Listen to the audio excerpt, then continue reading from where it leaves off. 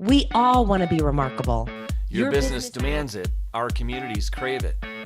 You know you're on the right trajectory when opportunities launch you into unexpected directions you never thought possible. Join me, Kate Volman, and fellow marketing strategist Kyle Sexton every week as we explore ideas you're not considering. Share stories from others like you who despise mediocrity, and discover how whatever you're building has the power to change your business, change your community, change your trajectory. I am reading a book called Radical Acceptance by Tara Brach. I've heard about this book. Why have you? Yeah. How did you stumble upon it? And why do you need it? Why do any of us need radical acceptance? What's the problem it solves? Such a great title too. I found this book by listening to Tim Ferriss. I was listening to his podcast and he was interviewing Tara. And the whole concept of the book, basically just to break it down, because she talks about a lot of different things. She is a clinical psychologist and a leading teacher of Buddhist thinking and meditation. And the book is really about how we're very judgmental on ourselves. When we get these feelings of when we feel uncomfortable, when we have self-doubt, when we feel unworthy, just all this self-hatred. And when we start feeling that way, what do we try to do? We try to escape that feeling. We want to get away from that feeling versus what she talks about, which is allowing those emotions, being okay, saying, I'm going to allow these feelings in and just see why I'm feeling this way. And it's okay to feel pain. If you're living life, you're going to feel pain, you're going to feel pleasure, both things. And so just kind of allowing those things to stir inside of you. And when you do that, it's kind of the only way to release it, for you to figure out why you're feeling that way and knowing that it's okay. So it's really accepting those feelings and so being still, being calm, being at peace, even with that feeling. Interesting. Does she talk about self-talk at all? I'm really big on how the words that we say, the words that come out of our mouths, go back into our ears and they reinforce beliefs or they fly in the face of them. So, for example, when you and I were planning trajectory, you mentioned, you said, I'm so excited about our little podcast. And I said, what did I say, Kate? We don't do... You said little. We don't do anything little. We don't do anything little. Nothing little. But, the things like that they come back into our ear and they reinforce our expectations or our beliefs about the world. And you use the term self-hatred. And, I think that people like you and I are where we are because we're tough on ourselves. And there's value. I think there's value to that for sure. Being tough on yourself. And you and I have known each other for a really long time, and you see how tough I am on myself in certain areas, and you probably go, that's totally unnecessary. But maybe you also see where the value that it's had in my life and my career. And I see the way that you put so much positive out into the world, and you also attract so much positive. So while radical acceptance talks a little bit about self-hatred and self-talk, does it also talk about the opposite of it? Does it talk about the positive side? Yeah, well, she gives some examples of clients that she's worked with. And I mean, it really comes down to being comfortable with who you are and where you are. So while she might not specifically have talked about self-talk in that way, it's almost like we have to recognize the things that we've done in our lives, the good thing. So yeah, she does talk about the things that we need to be grateful for, the things that we have accomplished, the things that you have done in your life. And I think it's I work with a lot of women, and not saying that women are harder on themselves. I just know that for some reason we talk about it a little bit more, it seems. Yeah. And Well, it's different. It's the way the men and women handle these things are different. yeah. So women, I feel like it's just so interesting to me when, like, I was talking to a woman the other day on the phone, and she has a business that she's growing, and she's actually been able to grow it, not as drastically as she would like to, but she's definitely growing it year over year. And she was just beating herself up because she isn't where she wanted to be, just beating herself up. And I'm like, let's first recognize that you have a business. You've been in business for 5 years. You've been growing it. Like give yourself some credit for the things that you have done, for the things that you have accomplished. Or for those people, when I'm working with them on video and they don't want to start doing video because they're embarrassed, but they did a couple of videos and put them out there and they didn't really go anywhere, or they didn't see anything. I'm like, but you did the videos. You did the hard part. You did the part that was scaring you to death. That, recognize yourself for that. Yeah. You know, it's like, oh, I have a client. This was so funny. She started this women's group, and I mean, now it's been like 3 years, but the very first one that she did after a conference, that she threw this big conference, and then she started these monthly events. So the first time she did it, she was like, you know what? I would be happy if 30 women came. If 30 women came, that would be a success. And I was like, that's a great goal. So the first event rolls around. 100 women show up to this event. She's 100 women. She would have been happy with 30. And she was so stressed out. She was just stressed. And she was like, oh my gosh, is everything okay? Is everyone having a good time? Like, she's just so concerned about everyone. So I took her, I pulled her aside, and I brought her into the back room, and I sat her down, and I said, you need to chill for a second, and you need to recognize what's happening out there. Like, these women are having an incredible time. Just soak this in for a moment and see what you've created, because this is pretty incredible. And so she'll still tell me that she remembers that time, because she's like, I just was so focused on, oh my gosh, it's not going to be good enough. Everyone's not going to like it, versus everyone's out there having an incredible time, and this is an amazing event, and look what you created. Do you think she tried to imagine what success looked like, and she kind of had, if there's a number other than 30, it's going to throw everything else off? Like, you and I have talked about this before, answering the question, what happens when it works, and what does success look like? How will we know it when we see it? And I think a lot of people put success around numbers because they're quantifiable, but it's hard to quantify whether people are having a good time or not. Like, if they haven't thought through the success factor of the environment that you're trying to create, what does that look like? Are you even the type of person to recognize that people are having a good time? And I've learned this through music and being on stage and singing and being the front of a band. The more fun I have on stage, the more fun the audience has. Oh yeah. And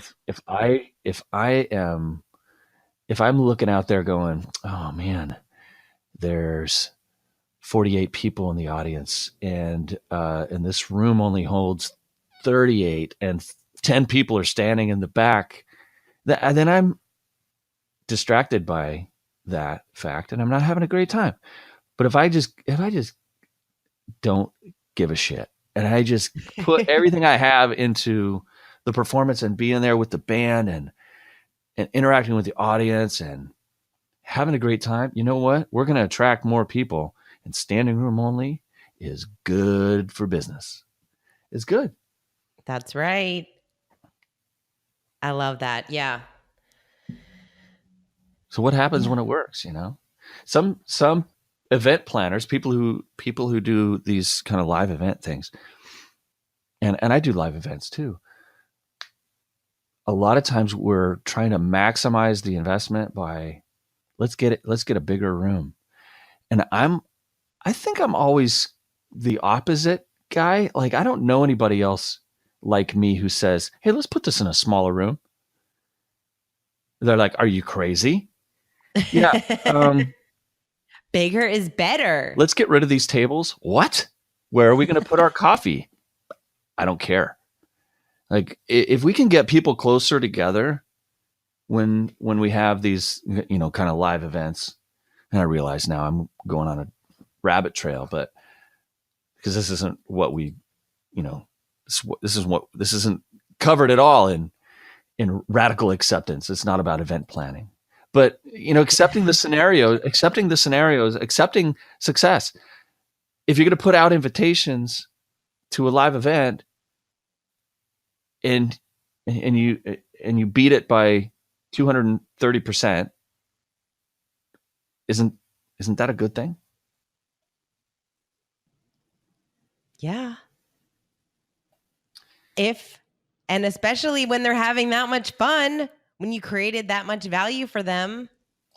Well, how do we create a measurable? How do we create something measurable in business around having fun, around the satisfaction of your audience to your offering? For the last 3 years, I've been looking at the organizations that I work with who've taken what I've done with them and they've had like ridiculous hit it out of the park success. And I've been trying to reverse engineer what they're doing differently. One of them in particular is an organization, Chapel Hill, North Carolina. And this particular CEO is meticulous about managing by the numbers, but one of the things that he is measuring in events that are otherwise difficult to quantify is he's using net promoter scores. He's using net promoter scores. Oh. Net promoter scores. It's essentially it's on a scale of 1 to 10. How likely are you to recommend, in this case, Kate Volman, on a scale of 1 to 10, how likely are you to recommend Tara Brach based on your reading of Radical Acceptance? What would you, on a scale of 1 to 10, what would you give it? 10. Do 10. it. Okay. Read it. So the data suggests that if you give Tara Brach a 9 or a 10, that she's promotable.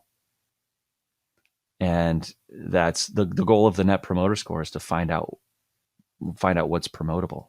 But if you were to rate her a 7 or an 8, by the way, turns out you're just being polite. It was nice.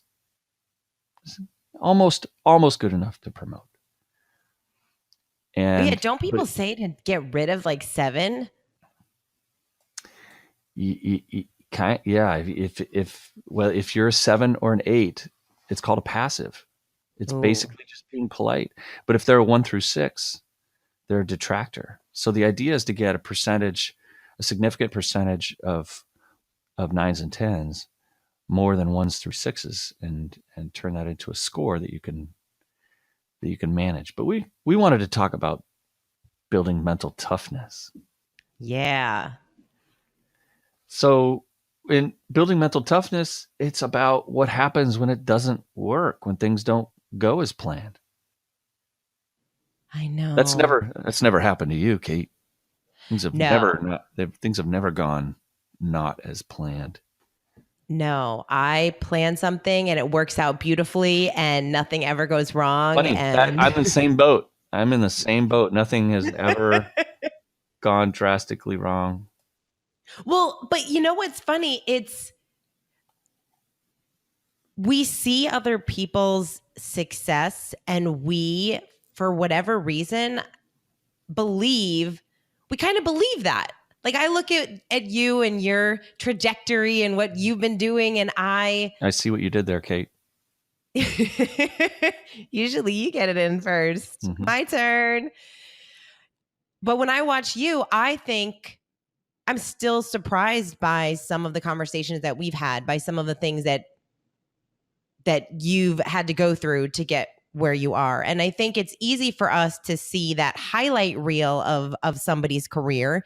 And it does look like they've had all this success because that's what they're showing you. I mean, most people aren't talking about the 2 or 3 businesses that they started that didn't work, or the way that they planned on building their business and how it completely got disrupted and they had to pivot and do something else. So we're oftentimes, especially in this age of social media, it's so easy for us to just think that everything just happens in this beautiful, like from A to B line, versus all the craziness and things that we have to deal with. And that's why this mental toughness is so important to practice and to be able to just have part of your business. Yeah. It's tough. Yeah. So how do you handle, what do you do when things aren't going the way that you wanted them to go? I call Kyle. No. So I was thinking about this the other day as I was in my workout, because mental toughness, obviously athletes, you have to be really mentally tough. The physical, of course, is one thing, but mentally tough is another. And I recognized when I'm working out really, really hard and I feel like, oh, I can't lift that, or I can't do this certain exercise or whatever it is, I think about how I'm like, no, just you can, like, you can. So stop thinking about how you can. And then I think about, oh my gosh, it's so crazy how the things like you were talking about, the thoughts that we're thinking are driving. They're driving what we're able to do. So if I keep on thinking, oh, I'm not going to be able to do that, well, then yeah, I'm not going to, or I might get hurt. And then I was thinking, oh my gosh, it's a lot easier in my workouts because I have a crazy, ridiculous coach with loud music in the back, and he's screaming at me. But in my business life, when I'm at my home office or in the co-working space behind my desk by myself, building this business as a solopreneur, as a small business owner, it's hard to break through. So for me, I have to, the first thing is figuring out that if I'm in this downward spiral of, oh my gosh, this isn't going to work, or I can't do that, or why isn't this going the right way? I have to stop myself first, and I have to put those things in place that I know help me. So for me, one of those things is being around someone or calling someone that I know is going to kick me back into shape. And there's a handful of people that will do that. And so I kind of jokingly said it, but really, Kyle, you've been that person for me. So I think that's a big piece, is having those people that are that you can be surrounded by, that they're not going to play into the, oh, woe is me, things are bad, but instead, no, slap you out of it. Well, it's one thing to slap somebody out of it, but it's another thing to do it with compassion. And if you're reaching out to somebody who's never been through what you've been through, then they're not going to have much, right, empathy for you. So I think it's been super helpful in my own trajectory to identify people who are on the same path as I am, and some people want to make it really formal. And I have people who say, Kyle, will you be on my personal board of directors? And I'll be like, nope. But if you need help with something, just call me. And that's what trajectory is all about too, right? Trajectory is a format where you and I can connect with other people who are on this pathway from I have an idea to, or I work for myself, or I'm hustling, or I'm a solopreneur, or I have a side hustle, or I want to leave my job, or I've left my job years ago, right? So I'm 5 years self-employed, and Kate, you're what, 3 years now? 3.5? Yeah, 3 years on my own. So that's like, there's a hump there that you had to get, or 3 years is a big deal. And I remember what that felt like. 3 years was like, yeah, am I going to make it? I might make it. I might make it. And then I said, you know what? I'm done having that I might make it attitude. I'm done. I'm setting the goal higher. I'm setting the goal higher. And when you set the goal higher, mental toughness really has to come into play. Mm-hmm. And I was an athlete growing up, and I still have an athlete mindset. I still consider myself an athlete. 44 years old, Kate, and last week, I threw down in hoops. I threw down. Oh, I still got it. I still got the ups. Okay. I dunked it. And not because I jumped for the rim. I dunked it because I jumped for the top of the box. You see, the top of the box is a foot higher than the rim. And so you're never gonna dunk if you jump for the rim. You always got to jump higher. You got to get your hand and the ball up higher than the rim. And it's that mental toughness. It's like, okay, first you can touch the net. Next you can almost touch the rim. Then you can touch the rim. Then you can grab the rim. Then you can hang from the rim. And next you got to put a ball in that hand, and you got to get both of them up over the rim. And so it's what happens when it doesn't work. Oh, I got to go back to the weight room.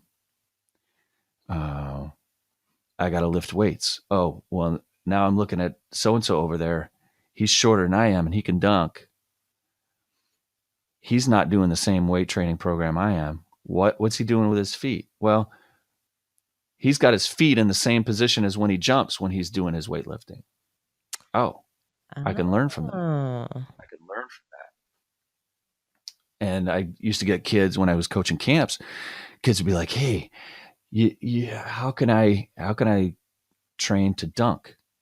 And my advice to them was always keep dunking, keep trying to dunk, and just take notice of your body when you're trying to dunk, and go replicate those situations in the weight room, and put on some weights when you're out on the basketball court. And when you take those weights off, you're going to be surprised at how much higher you can jump without those weights. But train the muscles in the same position as when you're trying to jump, and you'll be able to jump higher. But the goal in basketball, the scorecard, isn't about dunks. It's about how many times the ball goes in the hoop. And basketball is a game of deception. And deception for the purpose, for the goal of getting the ball in the hoop. So, yeah, if you've got some flair to your game, awesome. But nobody, like LeBron James, doesn't have. They don't count his success by dunks. They count it by rings. How many championships does he have? Sometimes we got the wrong goals. Sometimes it's a selfish goal. Yeah, that's so true. And the world is evaluating you on one goal, and you're trying for another goal. And that's fine. It's fine. But you got to know what the score is. Every once in a while, you got to look over and just check in, just see what the score is. And if you're losing, by the way, nobody cares if you can dunk. If you're losing, if you're the worst team, nobody cares. If you got flair, nobody cares. It don't. And if you're losing and you're still focused on dunking, you got the wrong mental attitude. That is true. You got the wrong mental attitude. And I love that you said around the people that are doing what it is that you want to do. Success leaves clues. So we need to be conscious of those people that we're reaching out to and making sure that they, like you said, know what it is that we're going through or have been there, especially. And I also, in addition to surrounding yourself with those people, is I find that we just need to take action. Like when I'm in that phase of getting in that downward spiral, like when I turn on my video camera to do a video and I am that resistance shows up because I have imposter syndrome and I'm thinking, who am I to give this advice? And Tony Robbins should be, or these other people that I've learned so many incredible lessons from.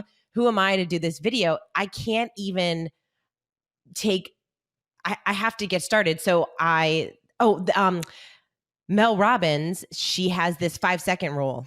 And I never called it the 5-second rule, but after Is she that when you explained drop it, something on the floor, you got 5 seconds, you can pick it up and eat it. It's still good. 5 seconds to pick it up and eat it. No, this 5-second rule is to create that mental toughness, because it's around when you start to get that resistance, or you start to feel like that imposter syndrome, or you're getting in that spiral of, I don't want to do this work, or this is too hard, or that's too challenging for me. She says to count backwards, 5, 4, 3, 2, 1, and do it. Just go. You just have to start doing it. And so the first time I heard her describe the 5-second rule, I just laughed, because I kind of do that.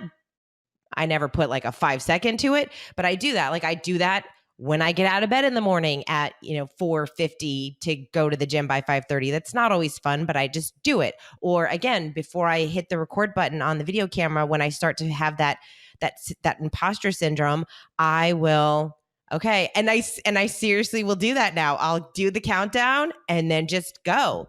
Because if I don't, I'm just going to keep in that downward spiral, especially because I'm by myself and I don't have that other person there to be there. And so I find that's really helpful, is just taking action. The more action that we take, it's like people ask me, how do you get so motivated to work out early in the morning? Or how are you motivated to do these videos?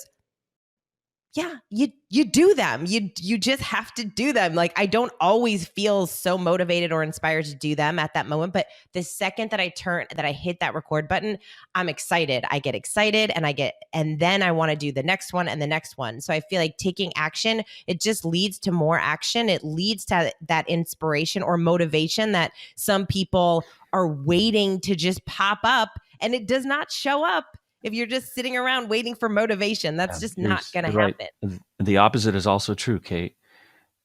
Inaction leads to more inaction. Yes. Right. And it's like poison. If you and procrastination leads to more procrastination, right? So some takeaways around taking more action. Tell me again, like I'm a total newbie to the 5-second rule. How can I use Mel Robbins' 5-second rule? So she describes it, and look her up because she's awesome. She is an incredible, she has an incredible story of her own. So when you're feeling like that procrastination, that feeling, you literally say out loud, 5, 4, 3, 2, 1, and go. Get started on whatever it is that you're procrastinating on. So whatever that work is. Sometimes we're procrastinating around things that we should not be doing ever, right? I love that saying, don't put off till tomorrow what you should not be doing ever. Oh, I love that. So I think before you take blind action on things, I think it's helpful to have the right perspective on how do I know if this is something that I should be doing in the first place, and what's your measuring stick for that? And having that long-term goal is really important. I was meeting this morning with a business strategist, and he was asking me some questions and giving me some advice on some things. And, a business strategist needs another business strategist. Idea people need idea people in their lives. And he was an old school business strategist and very offline minded. And so when he was talking to me about hiring people and building out my business, I said, well, I'm of the mindset where I'm keeping it small and keeping it all. And I have automated so much of my business. And he says, what does that mean? I said, he goes, how do people show up on your calendar? I said, well, I have a variety of marketing funnels, and people who are interested in my services are prompted through uh, through content that I've pre-created that hits them at the right time after they have reached out to me, and it reminds them that that I'm here, that I'd like to chat with them face to face. And I have, these meetings just magically show up on my calendar with future clients. And he's like, well, so this is already things that you've been doing. Awesome. This sounds like you've checked that box. But his whole business strategy mindset is entirely offline. So where he thinks about hiring people to take care of things for him, to put meetings on his calendar, I do the opposite. And so having that framework for the vision for your business, the vision for your life and your lifestyle, I think that's really important. I'm redoing my redoing my roles, goals, and why board that you and I have talked about before, that I got from Chip Eichenberger. Yeah, Chip Eichenberger. Chip. Yeah, just Chip. And he's terrific, super helpful, and maybe he got it from Brian Tracy. I'm not sure, but it's a constant visual reminder of the roles that I play in my life, the goals that I have, and my why. And I'm now going to move towards more of a Cameron Herold style approach, which is about dream boards and creating that visual painted picture of your life and your business. And the painted picture, I've gone through this exercise in written form for the last few years, right around New Year's. And even though I don't do New Year's resolutions, because several years ago, I made a resolution to not do New Year's resolutions anymore. I've been really consistent at sticking to that. But the dream board is a visual representation, the painted picture of what my life looks like and how it's different. And when you focus on those things, you remind yourself of it, then maybe you don't have to do the 5, 4, 3, 2, 1. Maybe you look at those things and you go, this fits in to my big picture, or it doesn't fit in to my big picture. And today I'm doing one more thing to get me closer to that thing. And if I'm putting that one thing off, that one thing that's on my calendar for today, that's where the 5, 4, 3, 2, 1 comes in. That's super helpful. Like, get going on that one thing that's instrumental to advance your goal, and just do it. Yeah. Yeah. That the 5-second rule is about doing the things that you're supposed to be doing. It's not just about, okay, 5, 4, 3, 2, 1, I'm taking action and I'm going to do videos and I'm going to do this and I'm going to do nothing that's bringing me closer to a goal. Like, the assumption is that you have a plan and you know what you're working towards. Well, that's sometimes people use the 5-second rule on other people's plans, right? So somebody says, hey, Kate, you want to do a video project together? It's great. And oh, by the way, I'm not going to pay you. Sign me up. That sounds awesome. I'm sure that's never happened. But we can fill our calendar with things that advance other people's goals at the expense of our own. And so it's not appropriate to use the 5-second rule on somebody else's goal, right?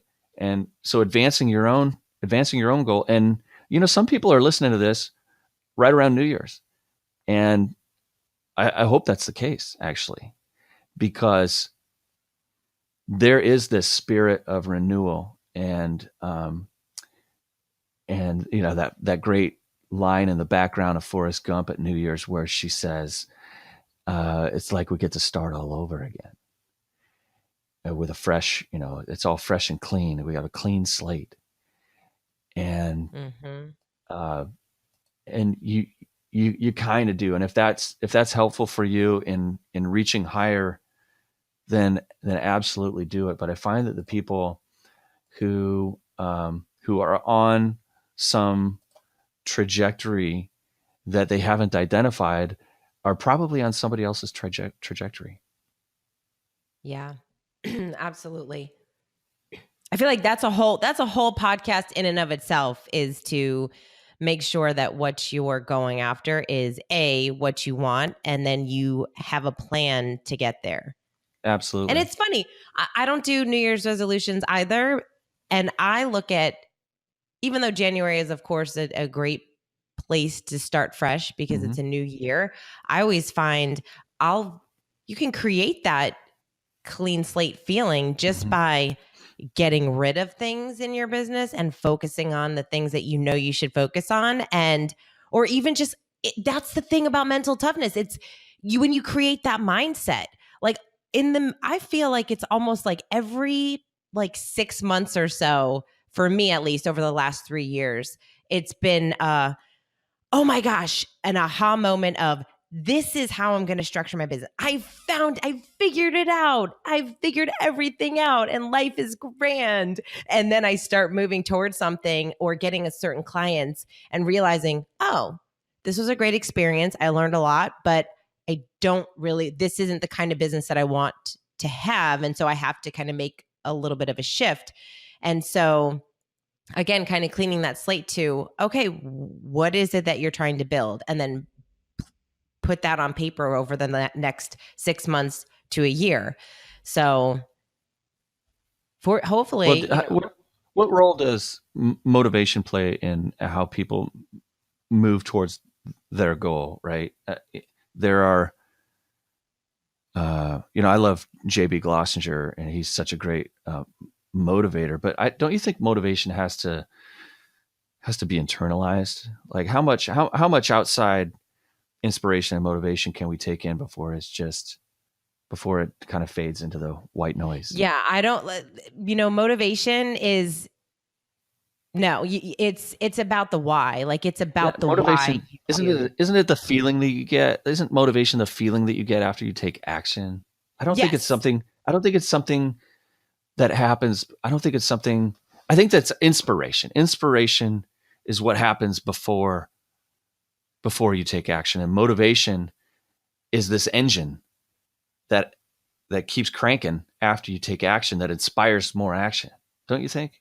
I don't know. Maybe I'm alone on this one. I think it's if you, and we've talked about this a number of times, if you have the right why and you focus on the why, that's going to be your motivation to do something. If you've created that vision for yourself, for your business, for your life, for why it is that you do what you do, what you're trying to accomplish or achieve in your life, that if it's a strong enough why, that's going to give you the motivation and the fuel to keep going. You have to think about that. I feel like internally, that's the only thing that's going to get you out of bed, that's going to get you moving, that's going to get you taking action. You can watch all the YouTube videos in the world, like from Tony Robbins to whoever, that is motivational and inspiring, but you have to know why it is that you're doing what you do. And the people that are so passionate about why they do what they do, like I'll talk to a CPA who,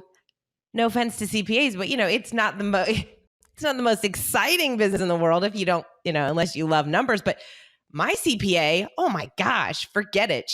When she starts talking about her business, she loves sharing information with me. She loves talking to me about this tip and that tip for next year. And it's funny to listen to her, because I'm like, that's why I hired you. I don't necessarily need to know everything, but she wants to share it with me because she's so passionate about it. So I think one of her whys is really that she loves being there for businesses. Like she wants to help businesses be the best that they can be, to create the most revenue they can create and build that life for themselves. And so she gets jazzed about that. And so I love talking to people about the business that they're in, because that's their why. Like they truly believe that everybody needs their product or service.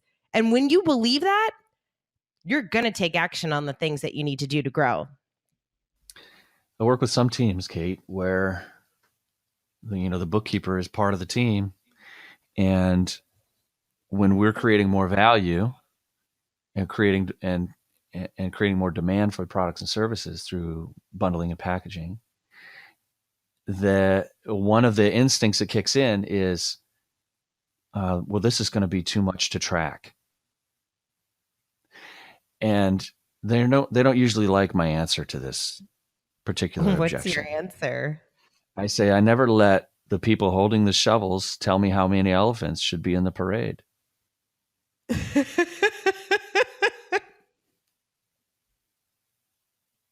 Don't let there's some people whose job it is to clean up the mess. You're really good at cleaning up messes. We're going to make a mess. If it gets to be too much, we'll hire more people to clean up the mess. But we're not going to let the people holding the shovels tell me that's too many elephants. Elephants are why people show up. It adds value. It creates revenue, metaphorical revenue in this case. Right. Elephants are the reason people show up. I love that. That needs to be it needs to be a poster in here. No, I don't think so. Elephants. Yeah, I haven't been to a parade in a long time, and I've definitely never seen an elephant, but in a parade. Maybe this saying originated in a different country. Maybe it was India, where we have more elephant handlers. I don't know. It's happened again, Kate. I've gotten off track. How do elephants have anything to do with building mental toughness? we just don't know. We're gonna have to talk to an elephant expert. If you know of an elephant expert, let us know. Yeah, please tweet them. Please connect us at get trajected. Yeah. Oh my gosh. So our call to lunch today is doing something to build and strengthen your mental toughness. I am an introvert, so I go to my dark little corner, and I do a lot of I shame myself, and I say, "Damn it, I'm done doing that." And then I wake up the next day, and I go, "Yep, that was a good little sesh. That was a good little ass kicking I gave myself. I'm done with it." And I've made that decision. Some people have a different approach. But what do you do? What do you do to strengthen your mental toughness? Do you tackle bigger challenges? Do you one of the things that I did a long time ago, for example, to strengthen my mental toughness is I tried things that I could publicly fail. And when you fail fast, you fail publicly, you've got an audience who's either there to laugh and point or to pick you up when you fall. And so if I'm trying something ridiculous and new, I don't mind sharing it. I don't mind sharing it with people to kind of have an audience, because there's something safe about, hey, you know what? This didn't work. And now it's a grand experiment. And I've had my share of those. And privately, I have some different words for myself when it doesn't work. But it's not for lack of trying. And so when you try something, I like to fail fast and fail publicly. But that's the business I'm in. Yeah. Convene an audience. And I like to try, you have to try new things. I try to reach out to people I don't know that I could maybe connect with, or I put some things down. There are things I feel like we all know. We know what we should be doing. We know how to set ourselves up for success. And so I try to write some of those activities down. Even before we got on this call, I sat down this morning and started journaling again, because that is important to me. Like, that is something that really does help my mental state before I start the day, after I get back from a workout. And I stopped doing it because I was like, is this wasting time or whatever? No, I know it's good for me. So get it back on my calendar, in my bullet journal, and actually get it done. So do the things that you know, set yourself up for success. Do those things that you know you need to do. Yeah. So there's some clear takeaways from this topic. That 5-second rule, awesome. When you identify there's something you need to do to advance your career, advance your business, and you find that you're not taking action on it, but you need to, just give it that little 5-second rule. And check out Mel Robbins. That's Mel Robbins with 2 B's, melrobbins.com, and the 5-second rule.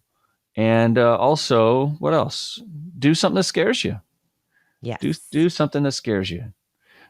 One of the things that I did that scared me many years ago that launched my current trajectory is I applied for jobs, not because I wanted the jobs, but because I would be interviewing with people that scared the bejeebers out of me. And people who I was tired of being intimidated by. I felt like there were certain people who certain personalities and characters who intimidated me. So I was interviewing not to get the job, to get the interview. I wanted to interview with the most intimidating people I could find. And it turns out during one of those interviews, the guy was asking these questions, and I thought, I might actually want this job. 10 years later, I was still working for him. And it changed my life, changed my trajectory. And it led to this podcast. Yes. So do something that scares you.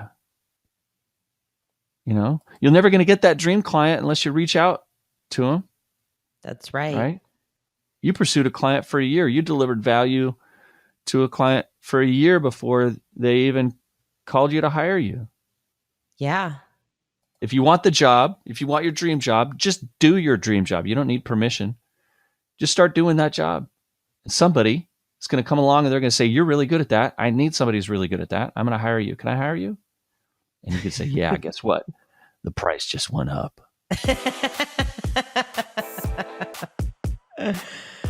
Oh my gosh. All right. Well, I'm excited. I'm excited to hear from everyone.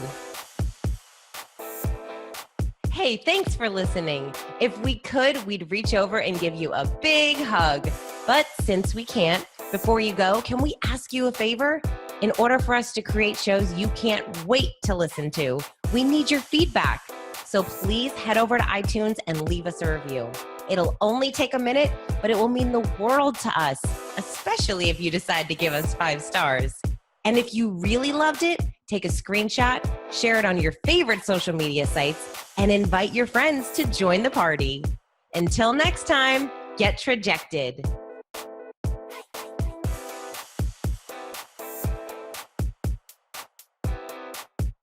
You got to surround yourself with people who believe in your crazy, stupid, awesome ideas. And that's what Trajectory's for. We're a community of crazy, stupid, awesome people who can help you turn your Swiss cheese into a delicious sauce. I have no idea where I was going with that. I was going with that metaphor. About elephants and Swiss cheese. I think it's important to have people in your life who can turn your idea into Swiss cheese. You find the holes in your idea and fill them with something. Oh, I like that. Make them better. That's what I do. So if you got an idea, go to trajectory.live. If you're trying to make a change in your business, if you're trying to get to the next level, go to trajectory.live and click on that button that says get into the trajection seat. Yes. Get trajected. Get trajected. And we'll see you next time.